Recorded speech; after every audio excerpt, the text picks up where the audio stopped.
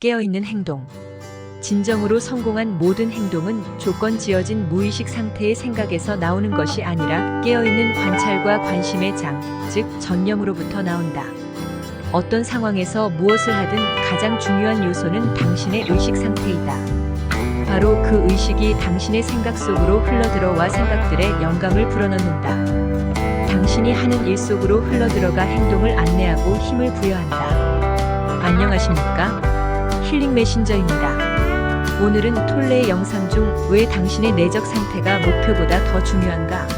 라는 주제에 대해 생각해 보려 합니다. 이 영상에서 톨레는 성경에 쓰여진 빌리브와 페이스의 차이점에 대해 설명하면서 먼저 자신의 의식 상태를 깊은 자아와 연결시키는 것의 중요성을 강조합니다. 그럼 지금부터 시작하겠습니다. 올바른 행동. 에고는 묻는다. 어떻게 하면 이 상황을 이용해서 내게 필요한 것을 성취할 수 있을까?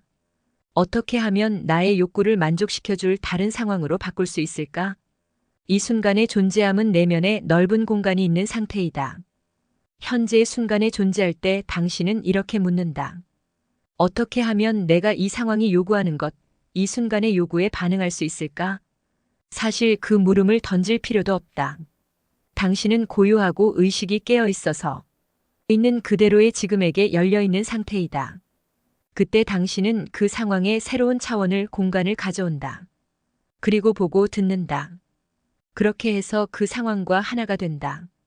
상황에 맞서 반응하는 것이 아니라 상황에 녹아들어가 하나가 되면 해결책이 상황 자체로부터 나타난다. 실제로 보고 듣는 것은 당신, 즉 그 개인이 아니라 깨어있는 고요 그 자체이다. 그때 만약 행동이 가능하거나 필요하면 당신은 행동을 취할 것이다. 더 정확히 말하면 올바른 행동이 당신을 통해 일어날 것이다. 올바른 행동은 전체에게 적절한 행동이다. 행동이 완료되었을 때 깨어있는 넓은 고요는 변함없이 그대로 남는다. 승리의 동작을 취하며 해냈다. 하고 소리지를 아무도 없다. 봐, 내가 이 일을 했어. 하고 말할 그 사람은 그곳에 없다. 모든 창조성은 넓은 내적 공간으로부터 나온다. 일단 창조 행위가 일어나고 무엇인가가 형상으로 나타나면 거기에 나 또는 나의 것이라는 개념이 일어나지 않도록 방심하지 말아야 한다. 만약 자신이 성취한 것을 자신의 공으로 돌리려고 한다면 에고가 되돌아온 것이고 모처럼 얻은 넓은 내적 공간은 가려져 버린 것이다. 깨어있는 행동. 깨어있는 행동을 통해 당신은 외부로 향한 우주의 목적과 조화를 이룬다. 당신을 통해 의식이 이 세상 속으로 흘러들어온다. 의식은 당신의 생각 속으로 흘러들어와 생각들의 영감을 불어넣는다. 당신이 하는 일 속으로 흘러들어가 행동을 안내하고 힘을 부여한다. 무엇을 하는가가 아니라 어떻게 하는가가 당신의 운명을 실현하는가 아닌가를 결정한다. 그리고 당신이 하는 일을 어떻게 하는가는 당신의 의식 상태에 의해 결정된다. 당신이 하는 일의 주된 목적이 일 그 자체가 될 때, 더 정확히 말해 당신이 하는 일 속으로 깨어있는 의식이 들어오는 것이 주요 목적이 될 때 우선순위가 뒤바뀐다. 의식의 흐름이 일의 질적 수준을 결정한다. 그것을 다른 식으로 표현하면 이렇다. 어떤 상황에서 무엇을 하든 가장 중요한 요소는 당신의 의식 상태이다. 그 상황, 그리고 당신이 하는 일은 2차적인 요소에 지나지 않는다. 미래의 성공은 행동이 일어나는 의식에 달려 있으며 그 의식과 분리될 수 없다. 행동은 에고에 대응하는 힘일 수도 있고 깨어난 의식에 깨어있는 관찰과 관심일 수도 있다.